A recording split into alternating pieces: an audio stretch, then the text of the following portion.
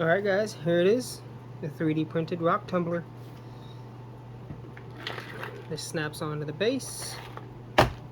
This is just a quarter 20 and a motor I got off Amazon and a low voltage controller, 0 to 12 volts. Let's go ahead and turn it on. I already loaded up with rocks and the coarse grit. And here it is. The black pieces are ABS plastic, as well as the gears.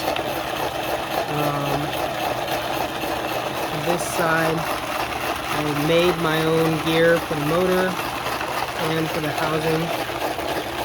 So this is printed out of black ABS plastic, and that's also black ABS.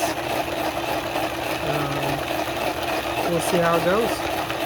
I'm going to leave this running for a while and get back to you.